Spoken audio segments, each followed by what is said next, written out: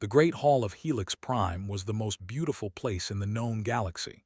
Its walls curved upward like the inside of a shell, covered in lights that shifted colors like a living thing.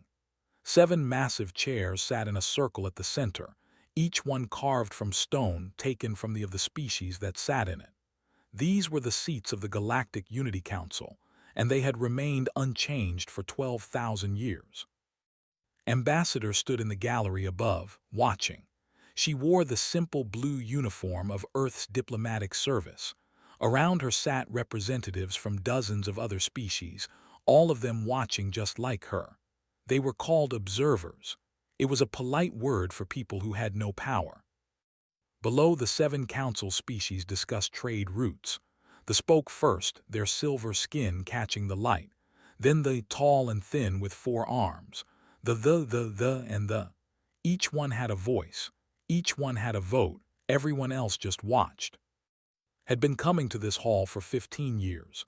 She knew every crack in the stone, every pattern in the lights. She knew the sound of High Speaker's voice when he was about to say no. She heard that sound now. The human request for expanded trade access is said. He was, with skin and 6 eyes arranged in a circle on his face. Their vessels may continue to operate under current restrictions. Did not react, she had learned not to. Later, she walked through the station's corridors to her small office. The walls were bare except for a picture of Earth taken from space. Blue and green and white, hanging in the darkness like a jewel. Her communication screen blinked. She pressed the button and Admiral appeared. He was an older man with hair cut short in the military style. Behind him, she could see the bridge of the UES Resolve, Earth's largest warship. I watched the session, he said. Same answer as always. Same answer as always, agreed. She sat down heavily in her chair. They didn't even let me finish speaking this time. 30 years, said. We've been asking for 30 years. It was true. When humanity first reached the stars, they had been welcomed with curiosity. The council species studied them like scientists studying a new insect. Interesting, they said. Primitive, but interesting. Humans learned fast. They took the jump drive technology that they shared and made it better within 10 years. They studied medicine and found ways to improve it. They built ships faster and cheaper than anyone else. They worked harder, slept less, and never stopped asking questions. The council stopped being curious. They became worried. Too aggressive, they said about humans. Too unpredictable, they agreed. They do not understand their place, they added. And so whenever humans asked for more trade routes, more research access, more representation, the answer was always no. Humanity was too young, too dangerous, maybe in another 1,000 years. Looked at the picture of Earth on her wall. I have a meeting with tomorrow, she said. Maybe she can help. Is one person, replied, and even she won't go against the council. He was right, knew he was right, but she had to try. The next day she met in a small room away from the main hall. Was old, even for a. Her silver skin had faded to a pale, and her movements were slow and careful. Ambassador said, "Thank you for meeting with me. Thank you for agreeing to see me," sat across from her. "I want to discuss humanity's request for a council seat." Was quiet for a long moment. "You know I cannot support that request." "I know, but I want to understand why." "Because the others fear you," said it simply, like she was talking about the weather. "They look at your species and they see something they cannot control. You learn too fast. You adapt too quickly. You do not follow the rules that everyone else follows." "We follow the rules," said. "We have followed every rule for 30 years." "You follow them because you choose to, not because you have to," leaned forward. "That is what frightens them. They needed 100 years to understand jump technology.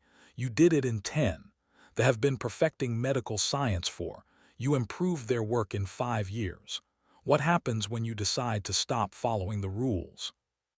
Felt anger rise in her chest, but she kept her voice calm. "So we are punished for being good at things." "You are contained," said. "There is a difference." The meeting ended with nothing resolved. Walked back to her office and sat in the dark for a long time thinking. 1 week later, she stood before the council again. This was the 47th time humanity had formally requested a seat.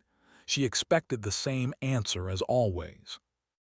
High Speaker did not even pretend to consider the request. He said before she finished her second sentence, "This council has functioned for 12,000 years. We see no reason to change." Looked at him. She looked at all of them, sitting in their ancient chairs, surrounded by their ancient traditions. "Then we see no reason to stay," she said. She turned and walked out of the hall. Her footsteps echoed in the sudden silence. Behind her made a sound that might have been a laugh. "Let them go," he said to the other. "They will return when they realize they need us." Said nothing, but she watched the door where it had disappeared, and she felt something cold settle in her chest. It felt like the beginning of the end.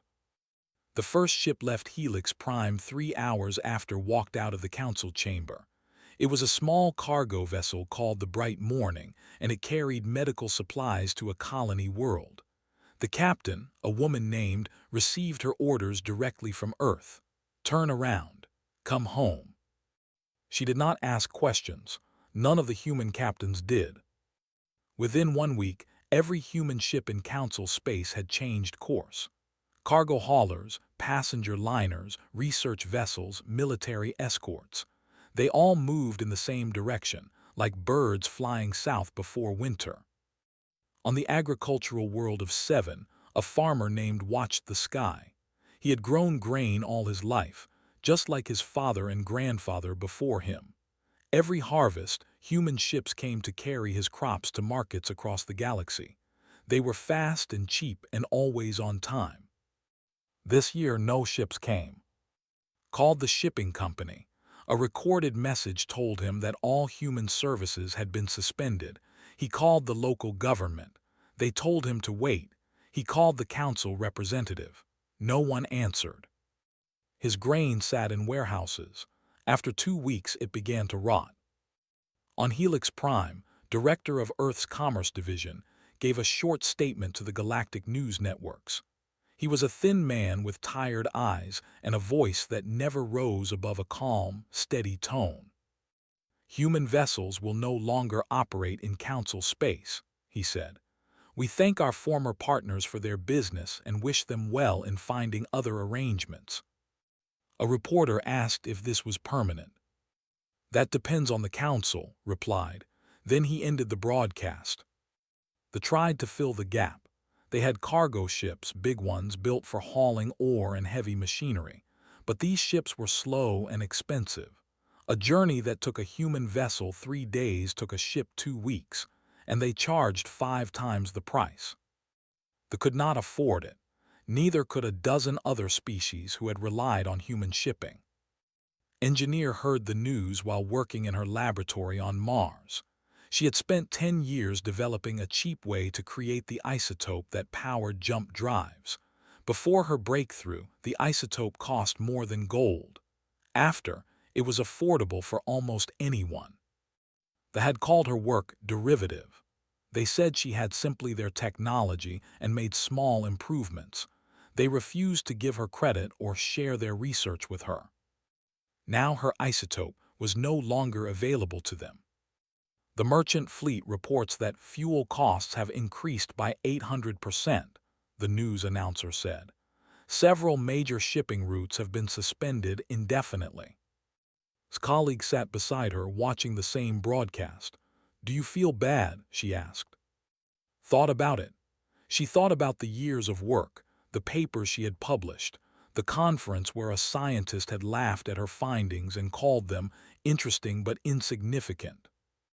"No," she said, "I don't feel bad at all." They faced different problems. Their medical technology was the most advanced in the galaxy, but much of it depended on compounds that humans had learned to produce cheaply. Painkillers, antibiotics, antiviral treatments, dozens of essential medicines. Human pharmaceutical companies had operated factories on 3 worlds. When the withdrawal order came, they shut down their machines, packed their equipment, and left. Hospital administrator watched them go from her window. She had worked with humans for 20 years. They were strange creatures, always in a hurry, always asking questions, always looking for better ways to do things. She had liked them. Now her hospital had medicine for perhaps 6 months. After that, she did not know what would happen. She tried to contact the council. She explained the situation. She begged for help.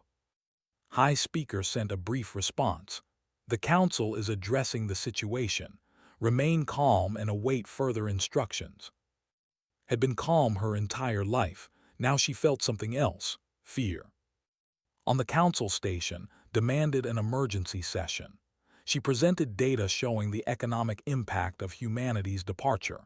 Trade was down 30%. Some species faced food shortages. Others could not fuel their ships. Dismissed her concerns.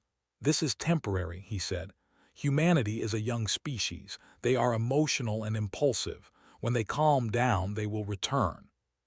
And if they do not, they will. 6 eyes blinked slowly, one after another. They need us. Everyone needs us. Returned to her quarters and stood by the window, looking out at the stars. In the distance, she could see the lights of human ships growing smaller as they jumped away. She remembered something had said during their meeting. We follow the rules because we choose to, not because we have to.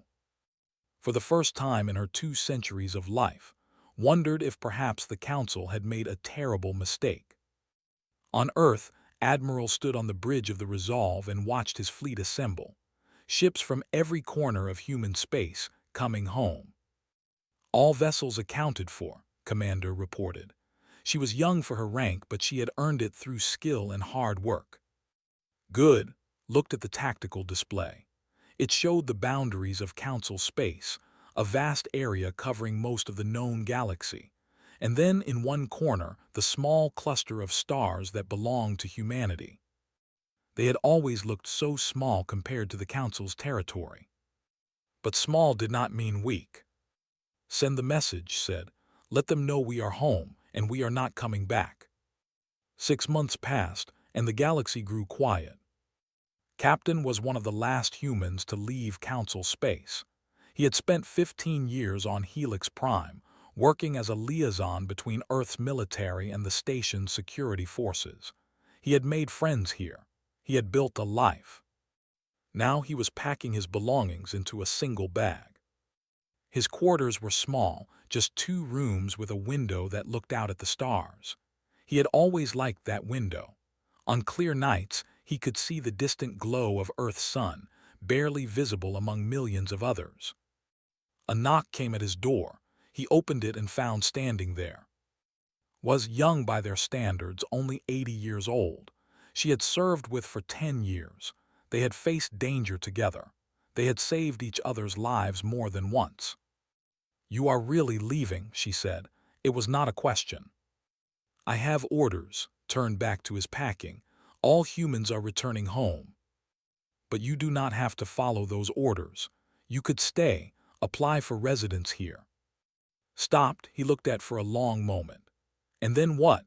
Watch the council make decisions that affect my people while I sit in the gallery with no voice.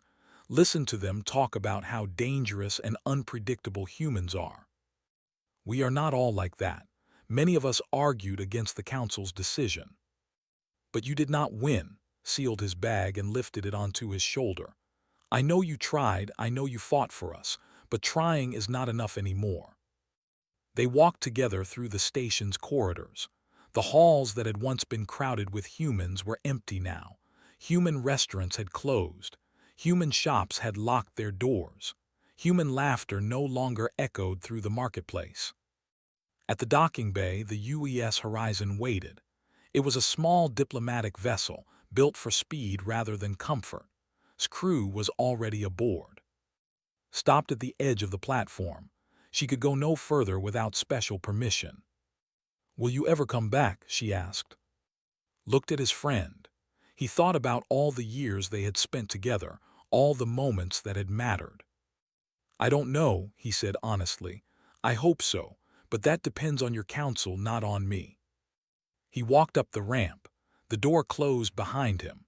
Through the window he saw watching, her silver face unreadable. The Horizon's engines powered up. The ship lifted off the platform, turned toward open space and jumped away. Stood alone in the empty docking bay for a long time. On the council station, things were falling apart. They had built the galaxy's communication networks. They were proud of their work, and rightly so. Messages could travel from one end of known space to the other in moments. But they had not built it alone. Human engineers had helped design the relay stations. Human technicians had maintained them. Human software ran on many of the core systems. Now the humans were gone, and their systems were going dark. Information Minister received reports every day. Relay Station 7 offline. Relay Station 15 experiencing delays. Relay Station 23 reporting errors. Each day, the reports grew longer. "We can fix this," his chief engineer assured him. "We just need time." "How much time?" The engineer did not answer. On Helix Prime, High Speaker finally agreed to an emergency session. He had resisted for months, insisting that the situation would resolve itself. But the situation was only getting worse. Of the spoke first. He was large and broad, with rough skin and a voice like grinding stone. "Our shipping costs have tripled," he said.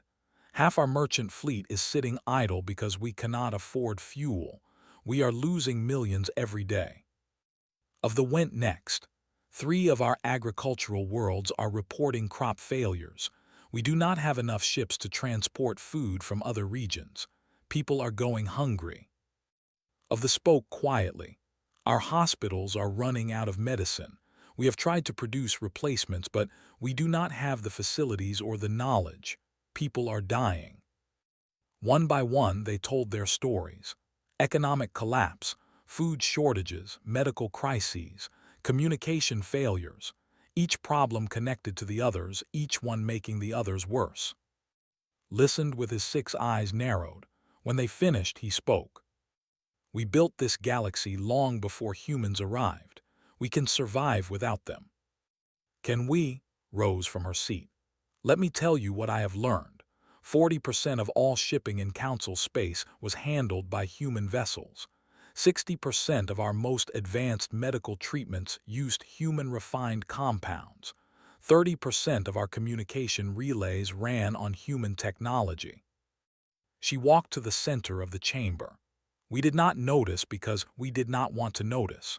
We told ourselves that humans were young and primitive and unimportant. We convinced ourselves that they needed us."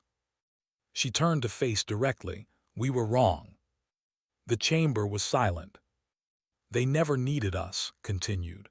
"They came to us because they wanted to be part of something larger. They wanted partnership. They wanted respect. We gave them nothing but contempt." "They will come back," insisted. "They have nowhere else to go." Shook her head slowly. "They are not coming back. They are building something new, something that does not include us. And when they are finished, we will be the ones with nowhere to go." She returned to her seat. Tried to respond, but for once he had nothing to say. Far away, on Earth, Ambassador received a message from the Council. It was the first official communication since she had walked out of the chamber 6 months ago. She read it once, then again. "They want to negotiate," she told Admiral. "What did you tell them?" Looked out her window at the blue sky and the green hills beyond. She thought about all the years she had spent asking politely, following rules, hopping for change. "I told them we would think about it." Smiled slightly. "That's a very diplomatic answer." "I'm a very diplomatic person," smiled too, but there was no warmth in it. "Let them wait, let them wonder, let them learn what it feels like." 1 year after humanity walked away, the Galactic Unity Council was breaking. On 3, the largest agricultural world in the system, people stood in lines for food. The lines stretched through the streets and around buildings, thousands of people waiting for their daily ration. Before the human departure, 3 had exported grain to dozens of worlds. Now it could barely feed itself. Governor watched the lines from his office window. He had been born on this world. His family had farmed here for generations. He had never imagined seeing his people hungry. A report sat on his desk. Population decline 8%. Cause, starvation, disease, and migration. 8% of his people gone in 1 year. His communication screen flickered.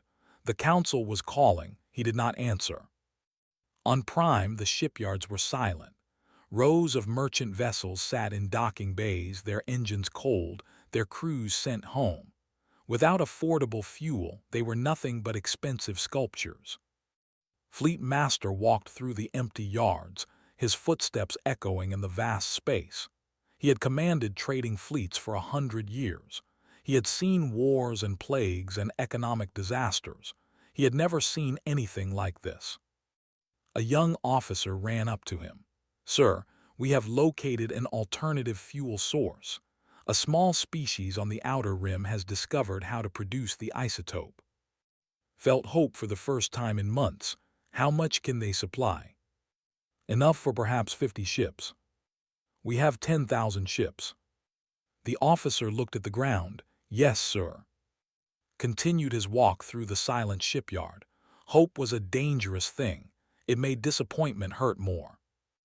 On 7, hospital administrator made a decision that broke her heart. She gathered her senior staff in a conference room and told them the truth. "We have medicine for 3 more weeks," she said. "After that, we will have to choose who receives treatment and who does not." The room was silent. Everyone understood what she was saying. They would have to decide who lived and who died. A young doctor named spoke up. "There must be another way. Can we contact the humans directly, bypass the council?" "I tried," replied. "They did not respond." "Did you explain the situation? Did you tell them people are dying?" Looked at the young doctor. She remembered being that young, that hopeful, that certain that the universe made sense. "They know," she said. "They know exactly what is happening. That is the point." On Helix Prime, the council met every day now. The sessions were loud and angry. Who had been allies for centuries now shouted at each other across the chamber. High Speaker tried to maintain order, but his authority was crumbling. Every day, another species blamed him for the crisis. Every day, his support grew weaker. "This is your fault," of the shouted. "You drove them away with your arrogance." "I protected this council from a dangerous species," replied. "That was my duty." "Your duty," of the stood up. "My people are starving because of your duty." "My ships are rotting in port because of your duty," added. "My hospitals are failing because of your duty," of the said quietly, and somehow his soft voice was worse than all the shouting.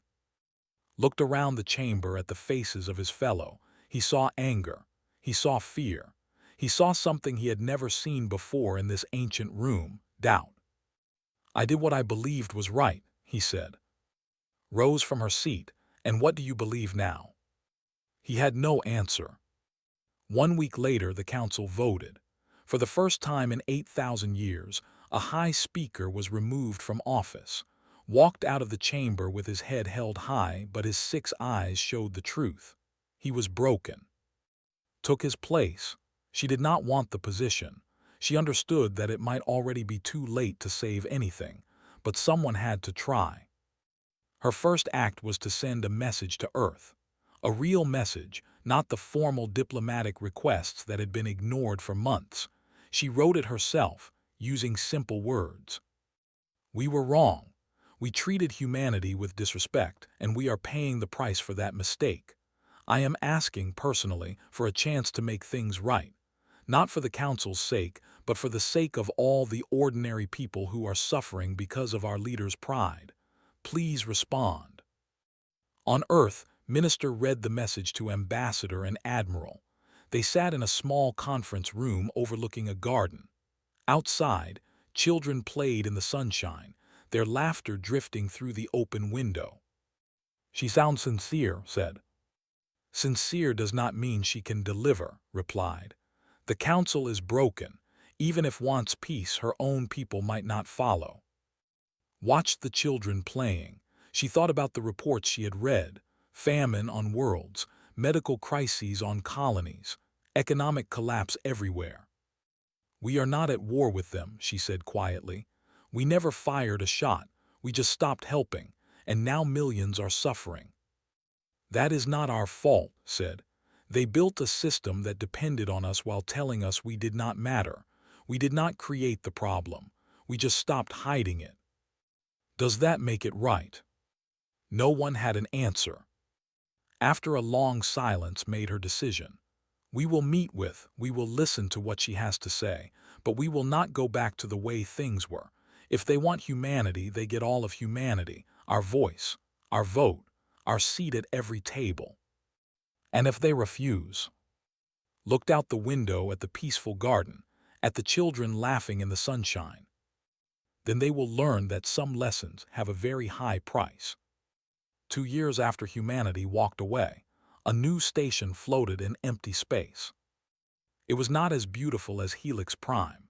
It was simple and functional, built quickly by engineers from a dozen different species. Its walls were plain metal. Its corridors were wide enough for creatures of all sizes.